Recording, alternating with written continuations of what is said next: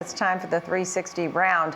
I know you've seen the gasoline prices, and in fact, we're now looking how much it will, in fact, hit the Thanksgiving travel. Stewart Glickman's with us, Energy Equity Analyst at CFRA Research, and Patrick Dehaan, Head of Petroleum Analysis over at GasBuddy. Thank you both very much for being with us. I'm very interested to hear what you're both going to say today. I mean, there's no doubt that we're near records here for the holiday season per gallon as per GasBuddy and some of the stats that you sent us. When you look at what's going on here, Patrick, tell me more about how you're feeling and some of the stats and surveys that you're finding. Well, Nicole, it looks like, and preliminarily data that we just looked at here this morning indicates that Tuesday U.S. gasoline demand jumped 11% from a year ago, from a week ago. Now, last year, the same date, the same comparison, we were up about 7%.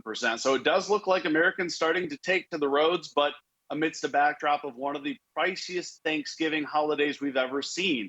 The national average hasn't really budged, even though oil prices have given up some ground. The national average holding at about 340, pretty steady in the last week. So, Patrick, just to clarify, these gas prices that we've seen, I know you look at the national average and you're looking at Thanksgivings of years past, but generally, how high have gasoline prices been? 7-year highs, roughly, or what? You tell me. Exactly, Nicole. We are at an outright 7-year high for the average price of gasoline. Okay. Now, looking at that chart there, one of the priciest Thanksgivings, though, that we've ever seen. Yeah, Stewart, your thoughts here as you're doing the research there at CFRA, breaking down from the gas stations, looking at all points, exploration and production, the mid pipelines, everything. Where are the wins and losses in the groups for what goes on here? Hi, Nicole. Thanks for having me. So, Patrick's right. Gasoline prices are up substantially, more than 60% year over year. And it's mainly because the raw product, that crude oil, West Texas Intermediate, those prices are up substantially as well, more than 80% year over year. And so this is really the first good year for energy in about 7 years. Virtually every sub-industry is up this year. And I think we're setting the stage for fairly strong oil prices heading into 2022. That's gonna filter its way through the value chain, and I think the E&Ps are probably in the best shape of anybody. So, if you were some buys and sells, or where are the buys or where are the sells, Stuart? Do you have some specifics, or you'd rather skip that?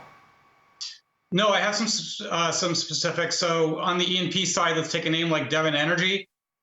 Ticker DVN, we have a 5 stars, a strong buy opinion. They're throwing off a tremendous amount of free cash flow.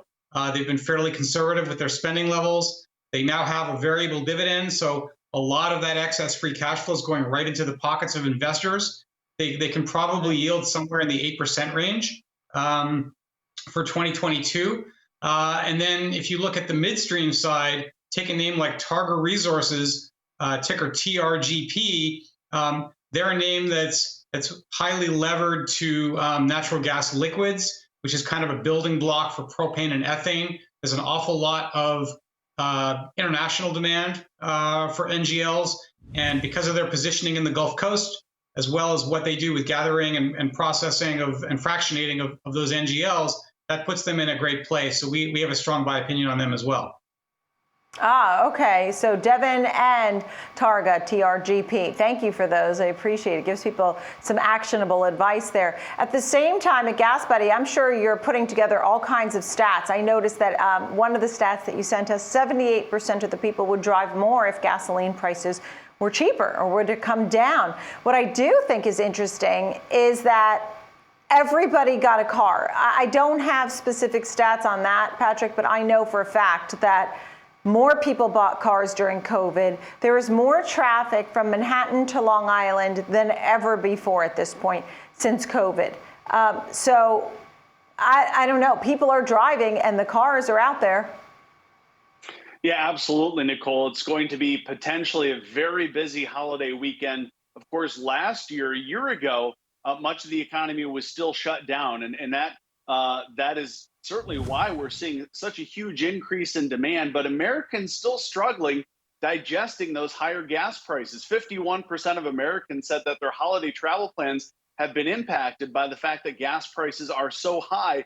Look at last year, just 6%. Of course, that was then the national average was closer to $2 a gallon. So certainly Americans growing frustrated with the rise in prices. Well, the other thing that I was fascinated by in the other charts that you sent us was that 32% say they will drive for Thanksgiving. That's down from last year. Last year during COVID. So more people were willing to drive around and visit loved ones than this year.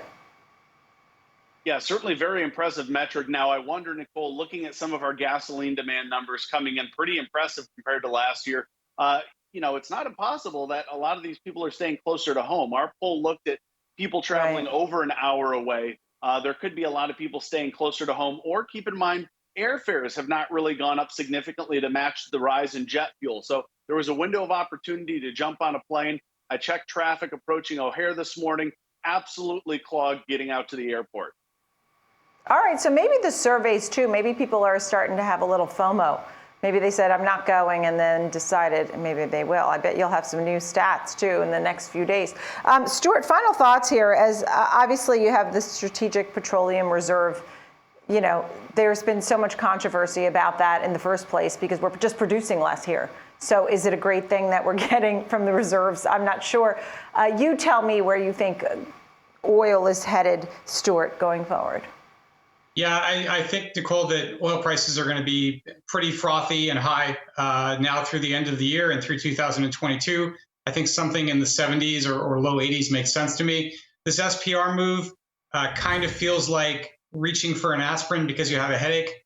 I don't think it really does anything to change the underlying fundamentals. And those fundamentals are, you've got OPEC Plus that's being very disciplined on bringing the supply. You've got a U.S. producer community that is also being disciplined because energy investors have told them for years to start focusing on their free cash flow and their efficiency and stop growing so much through production. And so the CapEx budgets are not that high. And you have demand recovering. We're looking for GDP increases this year, call it 4 to 5% range. You put all that together, and it suggests that oil prices are going to remain high. We might get a temporary respite from these prices because of SPR, but it's not going to have a long-lasting effect, I don't think. Thank you both very much. Enjoy your Thanksgiving holiday, however you choose to spend it for you and your loved ones. Stewart Glickman, CFRA Research, and of GasBuddy, Patrick Dehaan. Thank you both very, very much.